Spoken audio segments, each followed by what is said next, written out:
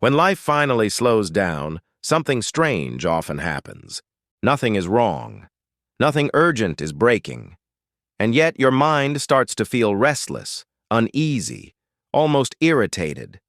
Thoughts begin to appear that weren't there before. Old worries resurface. New problems seem to form out of nowhere. It can feel confusing. You might even wonder why you can't just enjoy the calm. After all, isn't this what you were working toward? Less chaos, fewer fires to put out, more space to breathe. But instead of relief, you feel tension. Instead of peace, your mind starts scanning for what might be missing, what could go wrong, or what still needs fixing. This isn't a personal failure. It's a pattern. And once you understand it, a lot of your inner noise starts to make sense. Most people believe the mind exists to solve problems. And in a way, that's true. The mind is exceptionally good at responding to challenges, threats, deadlines, and uncertainty. It evolved to help you survive unpredictable environments. But here's the part we don't talk about enough. The mind doesn't only solve problems, it also creates them when it doesn't detect enough stimulation. When life is loud and demanding, the mind has a clear role. There are emails to answer, decisions to make, tensions to manage. External pressure keeps your attention anchored. But when those pressures disappear, the mind doesn't automatically relax. Instead, it often starts searching for something to do, searching for a reason to stay alert, searching for friction. And if it can't find a real problem, it will invent one. This is why many people feel most anxious not during crises, but after them. During stressful periods, you're focused, you're responding, you're doing what needs to be done. There's little time to turn inward. But when things finally settle, the internal noise increases. Thoughts become louder. Emotions feel less contained. You may replay conversations, question decisions, or suddenly worry about the future. It feels backward, but it's not. Your nervous system has learned to associate movement with safety. And stillness feels unfamiliar. Another reason quiet can feel uncomfortable is that silence removes distraction. When the external world slows down, there's nothing buffering you from your inner state. In busy moments, discomfort gets masked. In quiet moments, it becomes noticeable. This doesn't mean the discomfort was caused by the quiet. It means the quiet revealed what was already there. The mind often interprets this as danger. If I feel uneasy, something must be wrong. So it starts constructing explanations. You should be doing more. You're falling behind.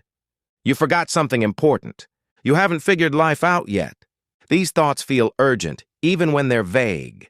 And because they feel urgent, you believe them. There's also a deeper layer to this. Many people unconsciously tie their sense of identity to problem solving, being useful, being needed, being busy. When life becomes quiet, that identity loses its anchor. If there's nothing to fix, who are you right now? For some people, calm feels empty rather than peaceful. Not because calm is bad, but because they've never learned how to inhabit it. The mind fills that emptiness the only way it knows how, by generating content, thoughts, concerns, scenarios. Noise feels familiar. Silence feels exposed. This is why you might notice that the moment you sit down to rest, your thoughts speed up. Or when a weekend opens up with no plans, your mood drops slightly. Or when a project finishes instead of relief, you feel strangely unsettled. Your mind is adjusting to the absence of external structure. And during that adjustment, it overcompensates. Not because it's broken, but because it hasn't learned a different rhythm yet. There's an important distinction here. The mind creating problems doesn't mean those problems are meaningless. It means they are context-dependent. In moments of quiet, the threshold for what counts as a problem becomes much lower. Small uncertainties suddenly feel significant. Minor imperfections feel urgent. You're not becoming more flawed in calm moments. You're becoming more sensitive. And sensitivity without grounding can turn inward. Another factor that amplifies this pattern is anticipation. When life slows down, there's often a subtle expectation that you should feel good, relaxed, content, grateful.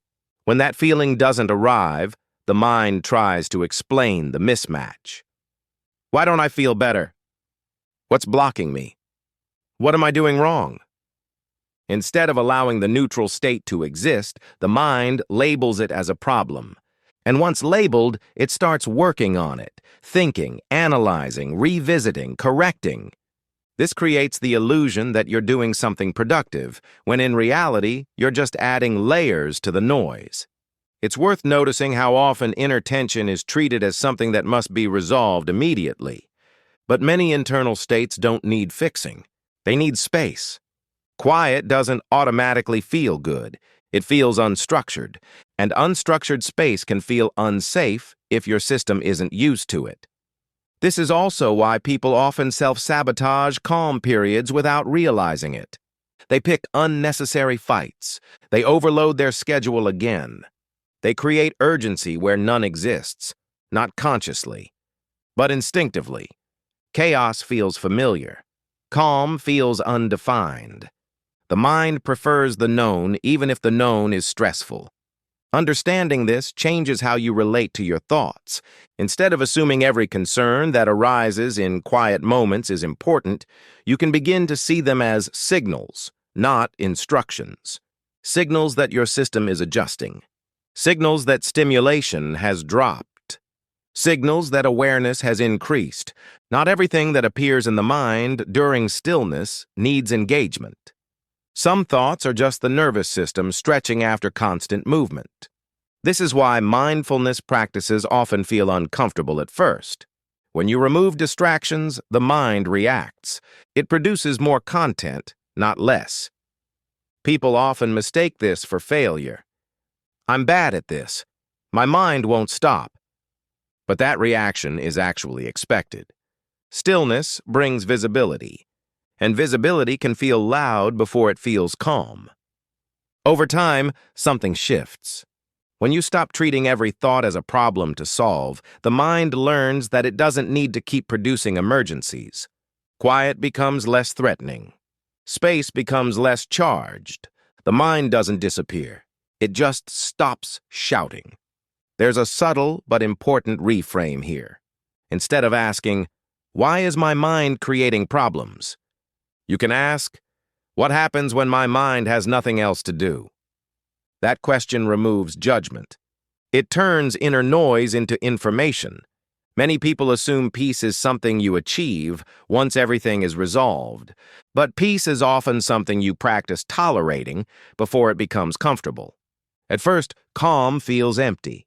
Then it feels awkward. Only later does it feel spacious. And during that transition, the mind will test you. It will offer distractions. It will manufacture urgency. It will pull you back into familiar tension, not to harm you, but to maintain continuity. When you notice this pattern in yourself, the most useful response is not resistance. It's curiosity. You don't need to suppress thoughts. You don't need to force relaxation. You just need to recognize what's happening. Life got quieter. Your awareness increased. The mind reacted. That's it. No diagnosis. No meaning crisis. No urgent self-improvement task.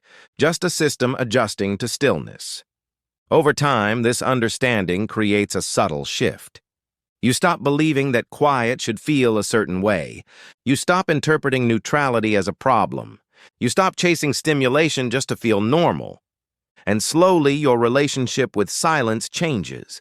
It becomes a place where thoughts pass through, not a place where problems must be solved.